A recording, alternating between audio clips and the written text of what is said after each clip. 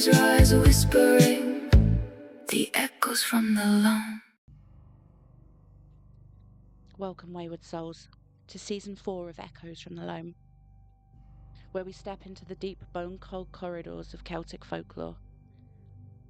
Not the softened tales polished by tourism or children's books, but the older, harder stories that were whispered beside fires by people who understood that the land remembers everything.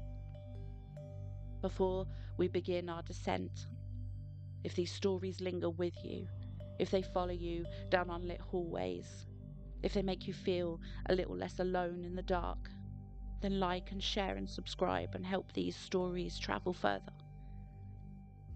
Now breathe slowly and let the room dim around you, because we walk a road that shouldn't exist, a road that only appears when death has already made up its mind, a road where a rider without a head waits patiently for the one who will not see dawn.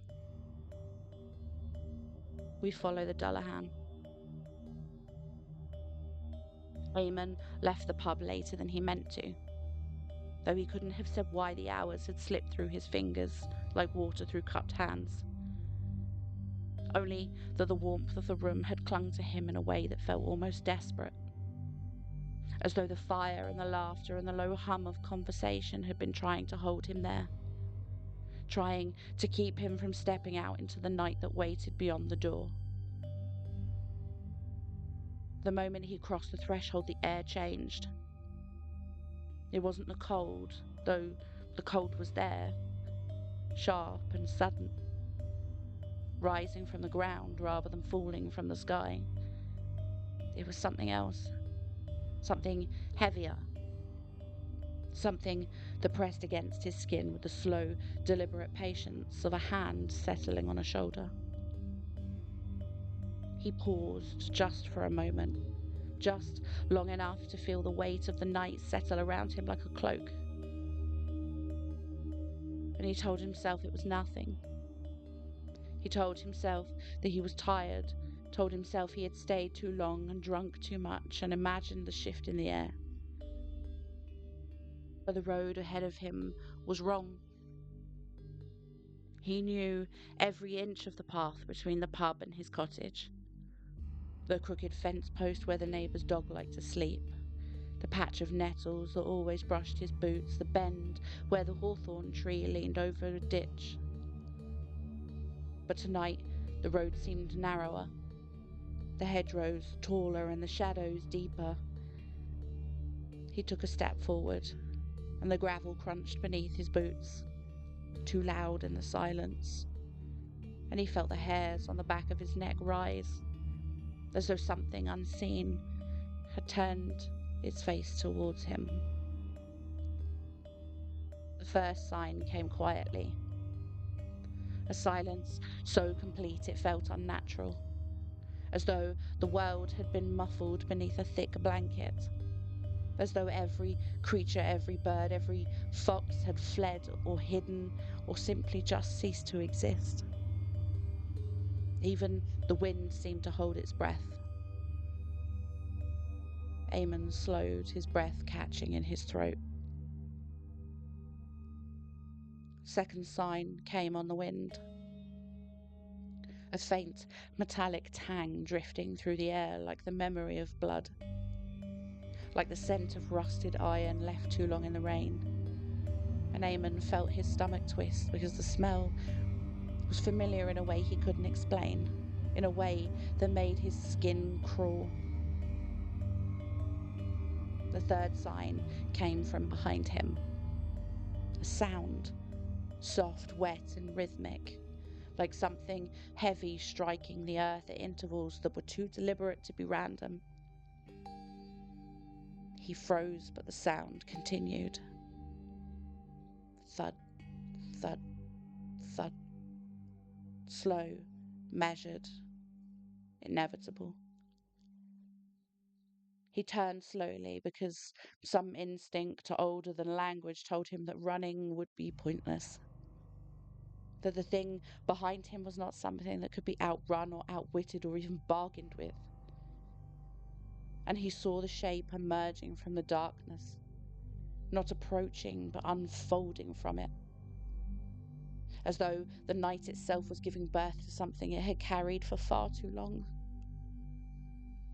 The horse was enormous, black as peat, its skin stretched too tightly over its bones, its eyes burning with a sickly yellow glow that seemed to pulse in time with Eamon's heartbeat. And its breath steamed in long, unnatural ribbons that clung to the air like smoke from a funeral pyre. And on its back sat the Dullahan, headless, spine straight, armour mottled with rust, and in the crook of one arm it held its own severed head. The head's eyes were wide and unblinking. The mouth was twisted into a grin that was far too knowing, and Eamon felt his knees weaken because the head was looking directly at him. But not with a malice or even a curiosity, but with recognition, as though it had been waiting for him specifically. This moment had always been coming. The road beneath his feet had been guiding him towards this encounter since the day he was born. The Dullahan raised its whip, a long, sinuous thing made from human spine, and the air around Eamon tightened and became impossible to breathe, and he realised he couldn't move. He couldn't speak. He couldn't even close his eyes because the Dullahan had chosen him. And once chosen, there was no escape. And the head spoke. Not aloud, not in the air, but inside his skull. Cold, invasive whisper that slid through his thoughts like a blade through soft fruit. Your time is finished. Eamon tried to scream, but the sound never left his body. And the Dullahan lifted its head higher, the grin widening, the eyes gleaming with hunger. But a hunger that was not physical but spiritual. A hunger for something that could not be touched or held or buried. And the horse stepped forward. Each hoof sank into the earth as though the ground itself was recoiling. And Eamon felt something inside him unravel. A thread pulled loose from the fabric of his being. He felt his body collapse and his breath stop. He felt his heart stutter and fall silent. And then he felt himself rise. Not his body, not his flesh. Something else. Something cold, weightless. Something that didn't belong to him anymore. He saw his own body on the road, twisted, eyes open, mouth frozen in a silent plea. And he understood that he was no longer part of it. That the Dullahan had claimed what it came for. That the thing being dragged towards the rider was not flesh but something far more valuable.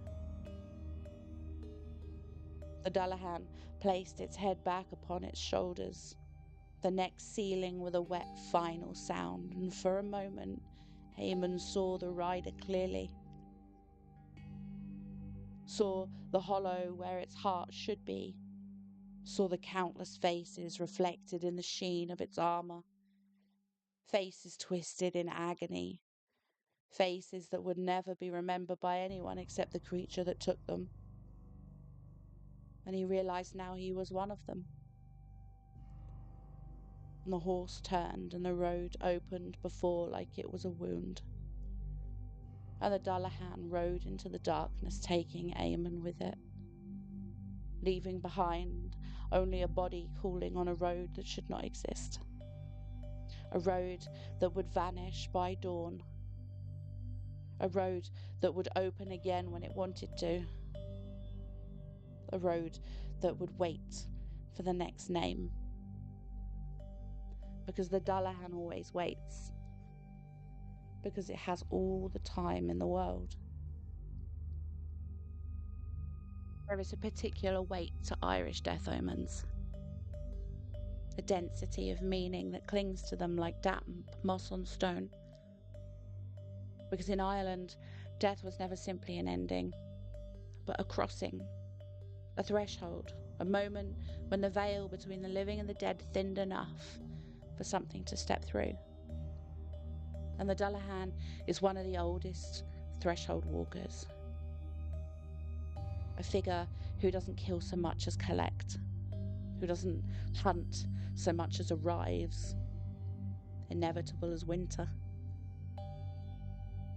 The earliest written references to the Dullahan appear in the 18th century, but the creature itself is far older, stitched from fragments of pre-Christian belief, medieval fear, and the quiet, persistent dread of rural life, where death was never far away and roads were never entirely safe. And the Dullahan's most consistent trait across all accounts is its certainty. It doesn't wander or search, doesn't choose at random. It comes for someone specific, someone whose name it already knows, someone whose time has already been measured and found wanting. And his image is always the same: a rider on a black horse carrying its own severed head. Some versions say he carries a whip made from human spine, and others say it carries nothing at all. But there is one detail that appears again and again: that the Dullahan cannot be stopped. Not by prayer, not by iron, not by running, and not by pleading. Once it has begun its ride, the ending is already written. And yet, folklore is never static, never fixed, never immune to the strange, shifting influence of the land. There are many accounts of the Dullahan. One account from the 1920s spoke, as they described it, as the sound of wind passing through a broken window. They said that the Dullahan didn't always ride alone. Sometimes it walked, sometimes it waited. It waited because it has all the time in the world.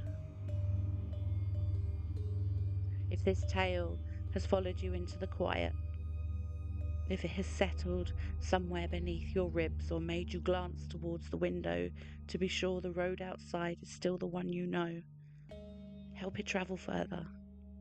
Help these stories find the ones who walk the crooked paths with us.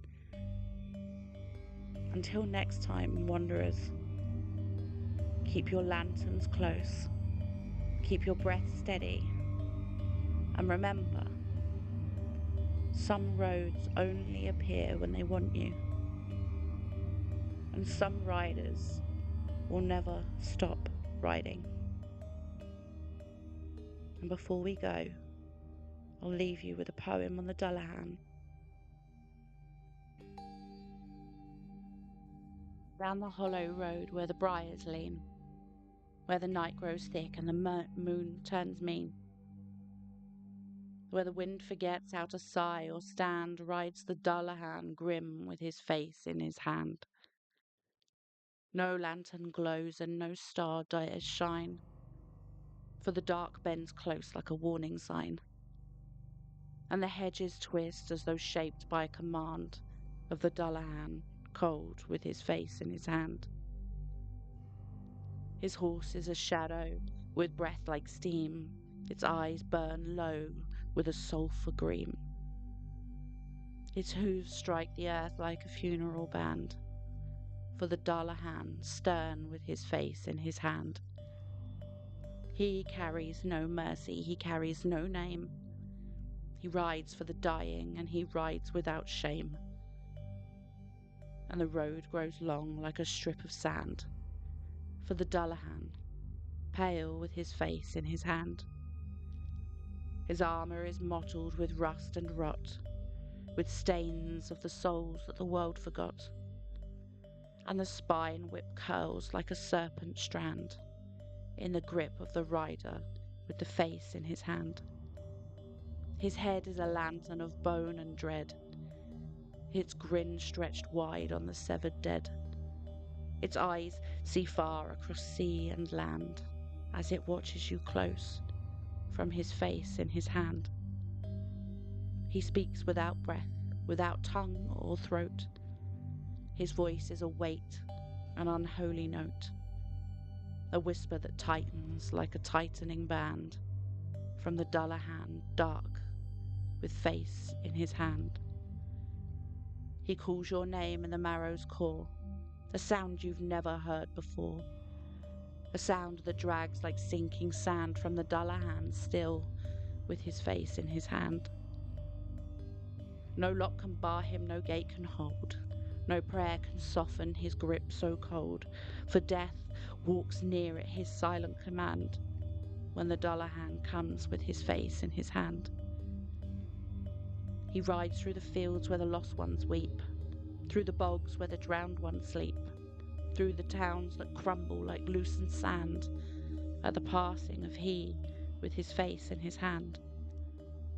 And if you hear the hooves in the distant rain, if your breath grows short with sudden pain, if the night grows thick like a tightening band, know the Dullahan waits with his face in his hand.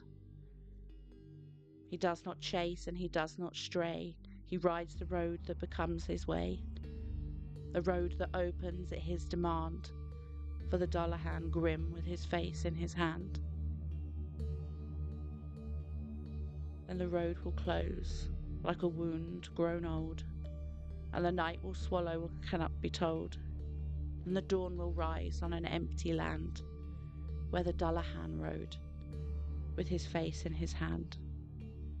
So walk not late where the shadows creep, where the ditches yawn and the lanes run deep, for the road may open at death's demand, and the Dullahan waits with his face in his hand.